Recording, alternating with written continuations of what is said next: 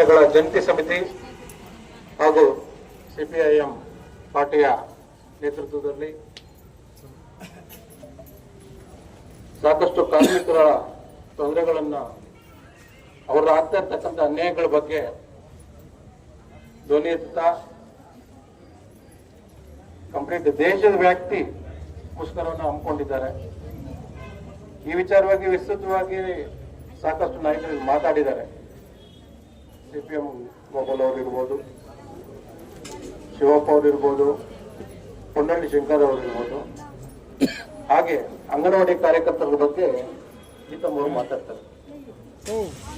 ನಾವಿಲ್ಲಿ ಸೇರುವ ಉದ್ದೇಶ ಏನು ಕಾರ್ಮಿಕ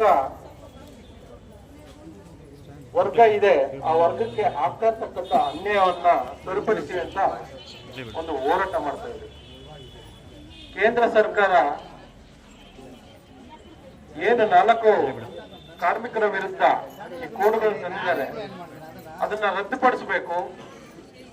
ಈ ಶ್ರಮಜೀವಿಗಳು ಯಾರು ಈ ನೌಕರರಿದ್ದಾರೆ ಅವರಿಗೆ ಉತ್ತಮವಾದ ವೇತನವನ್ನು ಕೊಡಬೇಕು.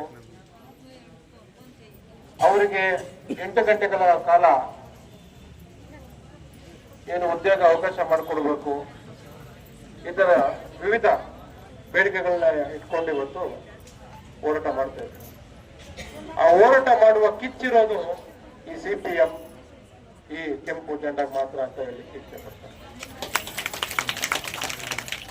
ನಾನು ಈ ಪಾರ್ಟಿಗೆ ಸೇರ್ಪಡೆಯಾಗಿ ಹೆಚ್ಚು ಕಮ್ಮಿ 1 ವಾರ 15 ದಿವಸ ಆಗಿದೆ.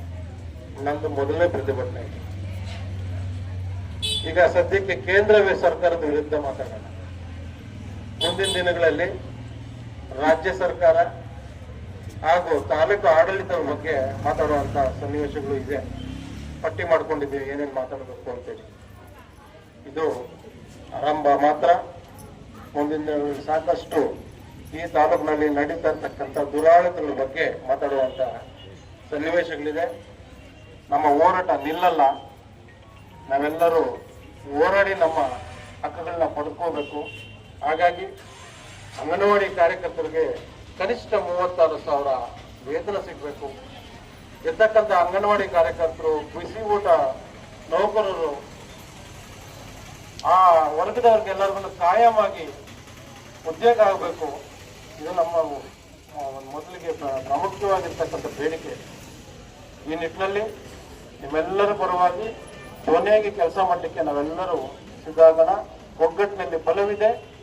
ಎಷ್ಟೇ ದೊಡ್ಡ